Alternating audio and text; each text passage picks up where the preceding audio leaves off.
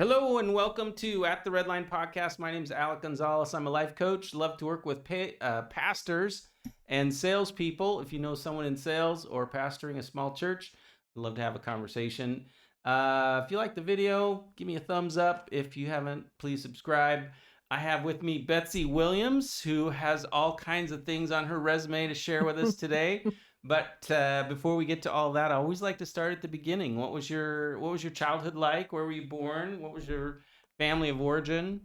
Well, again, my name is Betsy Lynn Williams. My maiden name is Lowry. I was born in Rock Island, Illinois, Uh-huh. and grew up in Rock Island. Loved Rock Island, my hometown. Adventured off to college. Went to Southern Illinois University Oh yeah. and met my husband.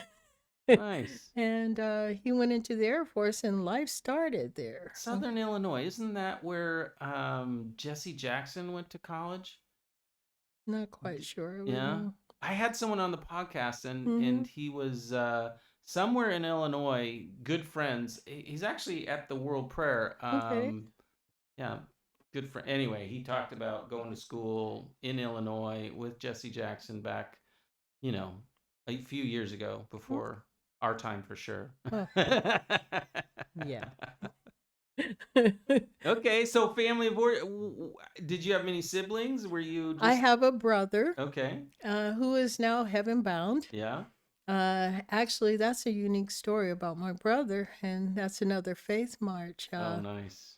Tell the history of the dynamics of my family Uh-huh. and the love and the ministry of my family. And my mother was an innovative, powerful, prophetic woman of her time. Okay. Yeah. So your family of origin has faith sort of interweaved in it. I'm going to ask you a question about your arc of faith, but I'm curious if you could talk a little bit about your childhood experience in your faith. Mom and dad, churchgoers, ministry workers, pastors, whatever. What was that like for you? My family is origin is about faith. And so my mother, again, is a very strong missionary, very dedicated community service woman. She and my aunts and my family basically there's ministers in our family, Right. evangelists in our family, Yeah. missionaries in our family, prophets in our family. Oh, that's cool. And I grew up in the Word. As I said, my memories of it as a child was always, from my life in the church and serving the community. Nice, nice. So, arc of faith. What sort of led you into a relationship with Jesus that you find delightful now? Can you talk about that? It was always, growing up, I always seen my mother as a woman who always was on her knees praying. Uh huh. It was her songs, her prayers, her gatherings where she would meet with people in the community, when she would literally pray over me. That was my special times of life.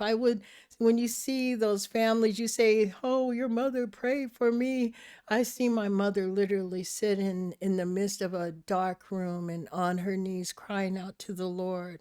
Hmm. I seen signs, wonders, miracles. I am her miracle. And she was always thankful for who I am. And it was embedded in me, that special relationship that I do have with God since my creation. It's truly been a blessing. I've had that relationship that was been unique. Oh. Can you talk a little bit about the uniqueness? I'm curious what you mean by that. Um, my mother could not have children. And when I was going back, he was asking me about my brother.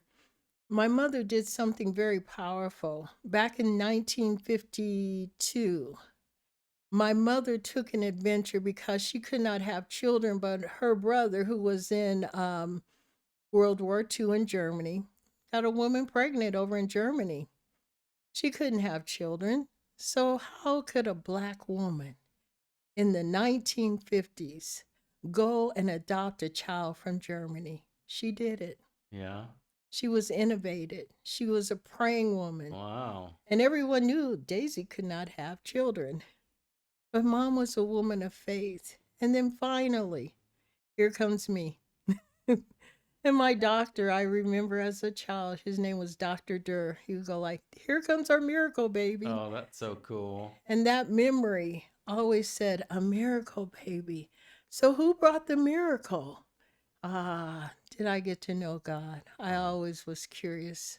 that's I cool. always felt his presence in my life, Yeah. you Was know. there a time that you made a decision to make him your Lord and Savior, and was it camp or just one Sunday, or in the bathtub? What was the story It, of that? it was in the church service every Sunday, every Wednesday, every Yeah. Bible study, every Nice. Sunday school. And just one glorious day in church, they were praising and they were singing and they were giving God the glory. And Yeah. that day, that touched my heart. And I was sitting by my mom and I says, "Guess what? I'm gonna go up there." When they had the call to Uh-huh. discipleship, here I go running up. She goes, "Where are you going?" I said, "I'm going up there." Oh, I that's fun. was 5 years Oh, old. that's awesome. Yeah. Nice. Nice. One of the things I like to talk about in the podcast at this time is hardship and trouble and how it shaped us. And usually, I mean, everybody has gone through difficult times, and often there is a sort of realization that, as bad as that was, it's created something within me, a story or grit or determination or a will, that I kind of wouldn't go back and change it. And I'm curious if you have a story like that. Lots of stories in my life. Don't want to hear all of them, Well, but you got to pick one. got to pick one. let's We're going to do let's the one. We're one that going to has pick the most one. glory.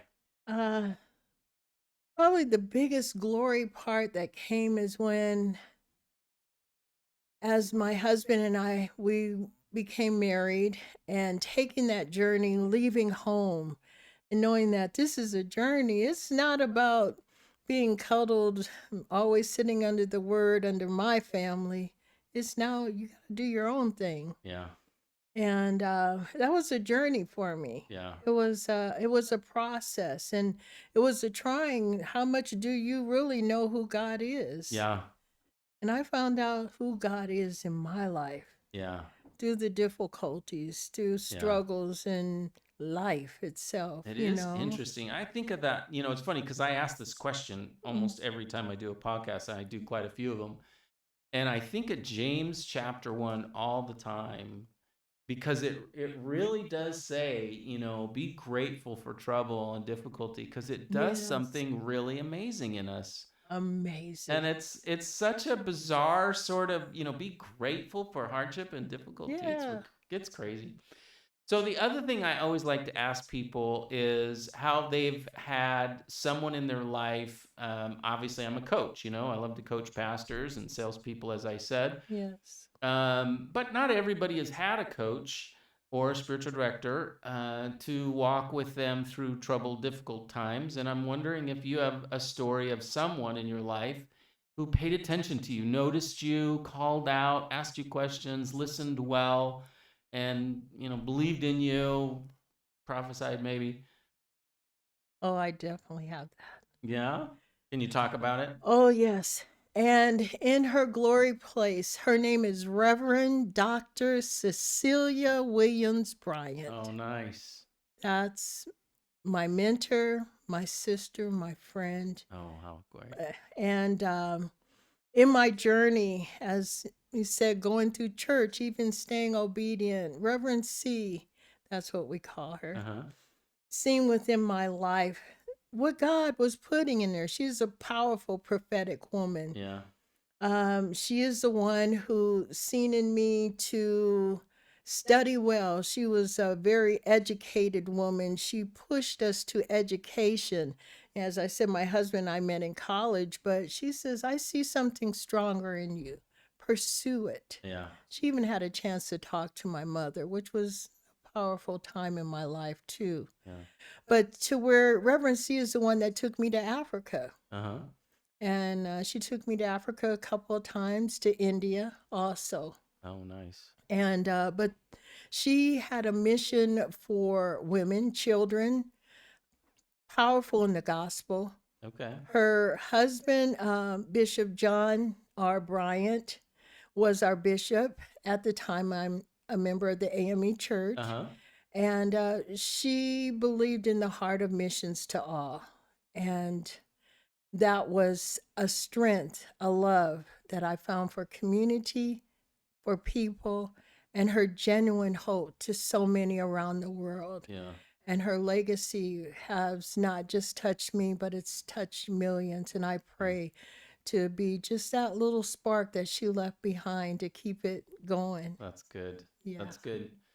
All right. Well, I kind of traverse into what are you doing now? What's your ministry or work? I know that you have several hats that you wear in your life. Yeah. And keeps you really busy, but I most would like to talk about the little church that you serve in Great Falls, Montana. Great Falls, Montana. Yeah. Yeah.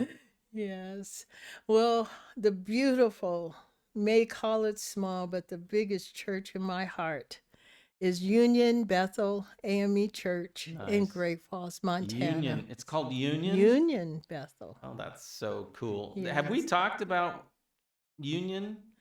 Well, So Union Bethel. I've talked to a lot of people about what I believe love is. I've asked everybody. I probably asked you, what do you think love is? You know, if we're supposed to love God Yeah. and people more than anything else, if it Yeah. all's wrapped up in love, then what is love? How would you describe it? What in its essence, what is love? I'll put you on the spot, Betsy. Ooh, you put me on the Yeah. spot. So Oh. how would you say love, what is love? When you can look at someone and know beyond who they are, Yeah. that you know, in spite of anything in your life, you can make it. Yeah. You belong. Because every day God's mercies really are new. Yeah. How can you love somebody like me? Yeah. How can you love somebody who calls you all kinds of things and not yourself? Yeah. I see love when it's mercy. Yeah. I see love when it's grace. Yeah. I see love when, in spite of what's going on in this world, God lets the sun shine Yeah. on all of us. Yeah. That's love. Yeah. So for me, it's been a journey. I think I had a bit of a mental breakdown. I mean, not a big one, but a little bit of a breakdown. And I was calling out to God and basically saying, hey, if it's all wrapped up in love, what is love? And I've been told for as long as I can remember, love is doing what's best for others, no matter what it costs you. That was the definition that I was given. And it was basically service and sacrifice and death. These are things that Jesus showed us, that's how he loved us, and that's what love is. I was unsatisfied with that and told God that I'm not satisfied with that as what love is. I said, I think that's how love behaves, but I don't think that's what love is. I think love at its core is something else. I don't know what it is, but I asked him to explain it to me, to show me. And over time, I realized that love is union. That God is defined by his unity with himself. The triune God is one. Yeah. The Lord thy God is one. Yeah. And that when we're in love, when we're married, we become one flesh, right? Yes. And Jesus says, I wish that you would be one as my Father and I are one. So unity and union has been my word for love.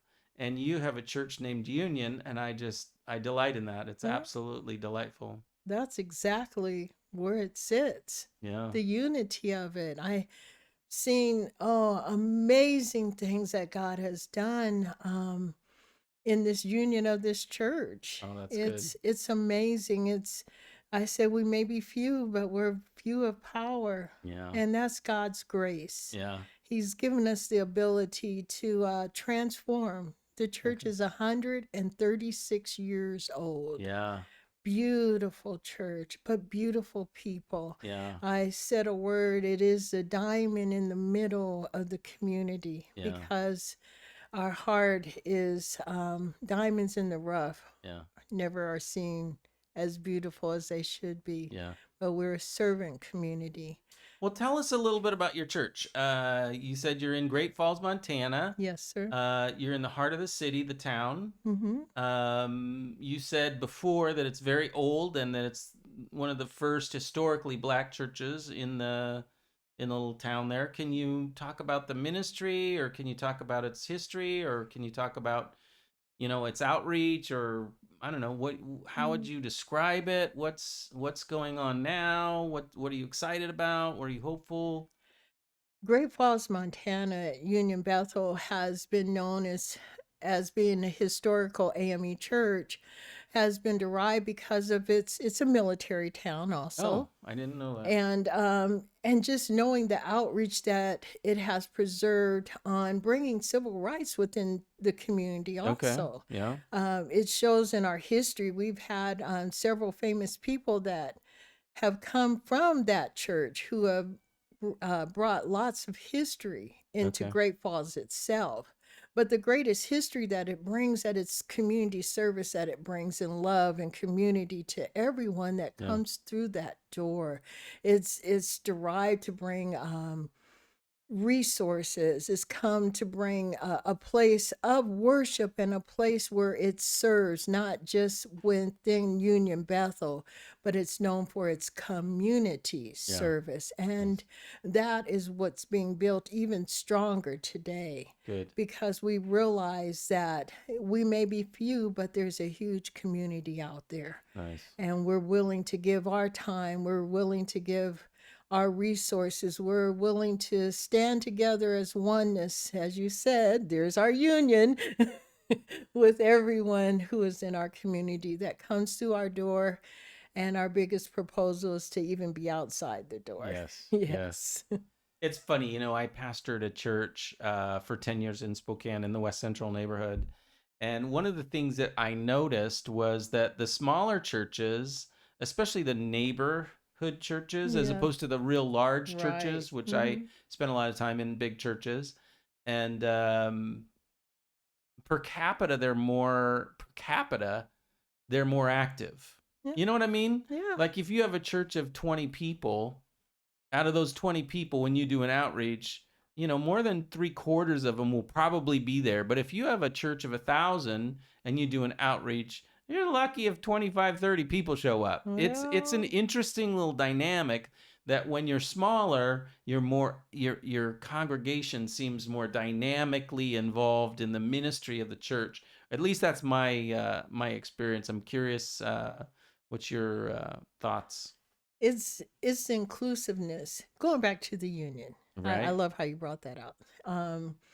It's the unified of where God said, where two or three are gathered in Right. his name. Here Right. he is there in the midst of us. It's in the midst of everything we do. We have nothing else to depend on except him and each other. Yeah. Come on. It's like, we find out that each person, you find out their gift. Yeah. Each person, you find out their anointing. Yeah. I had one of my members, she was very funny, and we was at this big conference, Uh-huh. and here we come up, and they say, okay, I want you to pray. I'm not gonna call out your name. You probably know who I'm talking about when I say it. And she goes, I can't pray. And I went, Jesus, I'm known as the prayer warrior. And my member says I can't pray. She says, I don't know how to pray like these guys, Yeah. And I'm like, oh. And I went up to her in the midst of everyone and grabbed her and put my arms around her. And I says, you know in yourself, if we just stand here quiet, that's your prayer. Yeah. And I just started saying the Lord's Prayer with her. And I says, that's what makes us strong. Yeah. I don't have to preach like so and so and Right. talk and pray like this, but when it's about the love, when it's about the union and knowing it's about whatever we bring to the table according to God's will and his purpose, he'll make all things great. Yeah. He'll make all things well. That's That's what I good. love about just having the opportunity to know people and Yeah. to love people, and I love God with all my heart, and I know He brings it happen, and Yeah. we're doing great things in our That's small good. little church. I love it. I love it. We I don't know. It was the best 10 years of our lives, and some of the hardest 10 years too. I'm not going to lie. It wasn't Mhm. easy, but yeah, it was a delight to serve small and church that really cares about a community in a particular neighborhood. And yeah, so well, what are you looking forward to as you look forward in the rest of 2026 and 2027? And what are It's on you, the horizon, huh? yeah, what's Well, the great exciting? thing going back to church is we received 2 grants, okay? And one grant was completed with it being a historical church that we did the mortar. It's a brick church, and ooh, after, thank you, Jesus, we got that first grant because it was like falling apart when you really look at it. And Yeah. we got that done, and now we have a second grant through well, the first one was through the National Trust for Historic Black Churches. Oh, nice. And then the second one is through the Historic for Montana. Uh-huh. And being a beautiful small church, you could not get into it because these beautiful steps, and it's 136 years old. No Yeah. AD, bathrooms aren't set up right. Yeah. You can't really get up the steps if you're in a wheelchair or handicap. But this grant is allowing us to put in a lift, Oh, nice. and it's allowing us to redo our electricity. Oh, that's awesome. And we're going to kind of, we don't, now we got this big grant, but I'm going to tell y'all, send in your pledges to Union Bethel AME Church, Great Falls, Montana, because we still got work to do. Oh, we'll get to that, Betsy. Don't be quick in it that way. I'm gonna ask people to give. So I guess that's leads me right into the next Yeah. question. Let's say someone's watching this and they're Yeah. excited to support you and bless you or Mhm. visit. Yes. Can you talk a little bit about how someone would find you or Right. be generous or give to you, or phone The numbers or emails or websites or address? When's the your services? yeah. So to be transparent, the church is being worked on. Yeah. Yeah, and we really are getting it out to Oh, get. so you're not meeting. We're meeting on Zoom, and I Oh, have to go down to Great Falls, and so we meet, in our places outside, or we do it okay. in Zoom, or in our calls. And we are very busy people working in the community, so Uh-huh. everybody is really having to get outside the four walls and do stuff Oh, in that's the fun. community as we're working inside the church to That's get it fun. prepared to come in. So this is a tough journey. Yeah. When you say the toughness in doing it, and people don't realize No. we still have to keep the lights on as people are working. They think, oh, you got grants, you got all this money. Yeah, we're fixing the church. We're not fixing our finances. We're fixing the church Yeah. so we can do that community support. And it's just the heart of the people. When you got a few people that's saying, I'm going in there to clean, I'm going in there to make sure this is done. Me working, here, they can't pay me, and I Yeah. don't expect them to, but I Yeah. expect to do the work that the Lord is asking Yeah. us to do. And that's the crucial thing. And, I probably shouldn't have said that, but we give what we can. you know but the biggest thing is, can we get this church running stable? Can you continue to maintain what it's needed to do for the community? That's my heart, that's my concern right now. Nice. People do anything, say your prayers, really Okay. pray for us. We need your prayers. And if Nice. and if you can give, we still want to make sure that one thing we talked about, because we're doing this increase in the building, we've lost space to where we have a lot of historical paperwork and things like that. Uh-huh. And we're losing that space because we're putting the lift in. So we have to build a shed Okay. in the back. So we got quite a bit of stuff that was in the church. Now it has to be securely. So we're praying to get a really good heavy shed built Okay. that's secure.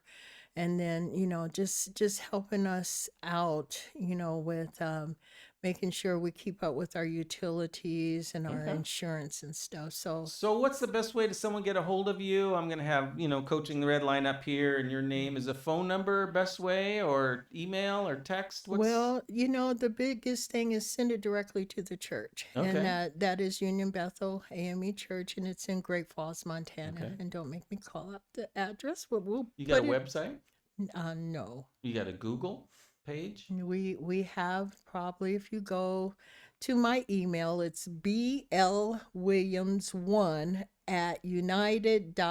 blwilliams1@united.edu. If you Okay. send it there.